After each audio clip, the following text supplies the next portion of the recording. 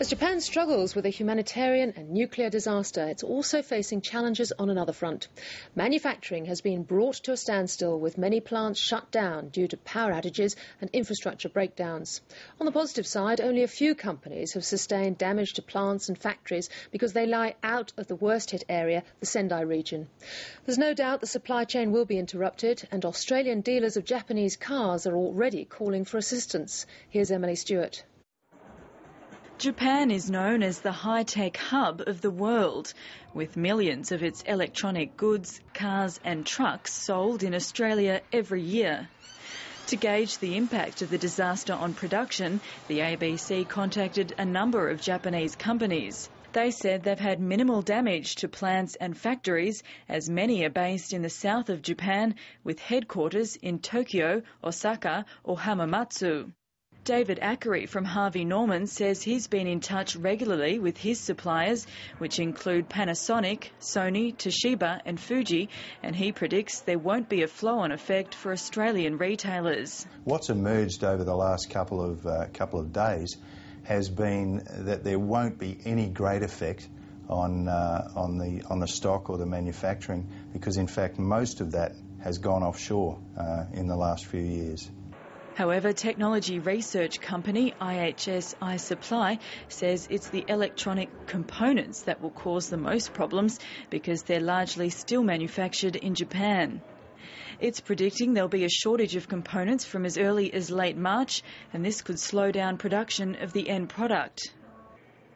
When contacted directly, Sony says it's shut down 8 plants and is still working through the effects of the earthquake on the Australian consumer market. Panasonic has also shut down production but says customers won't notice any changes. Meanwhile, Sharp's factories are working as usual.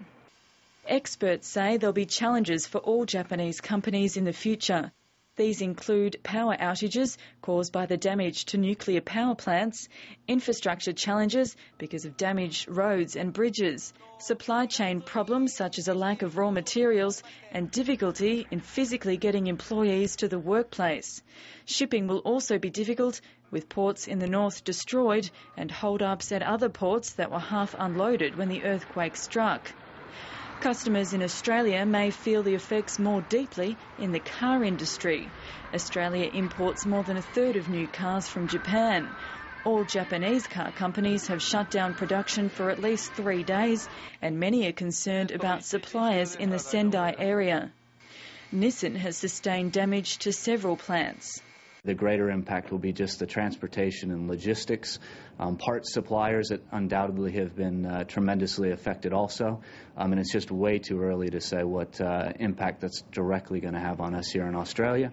Toyota is expected to get back online today, but the shutdown will result in a production loss of 40,000 units. Honda will suspend production until next week, which will mean a loss of 16,000 vehicles. Suzuki, Mazda and Mitsubishi haven't sustained any major damage, but have raised concerns about shortages of components such as steel plates and brake parts.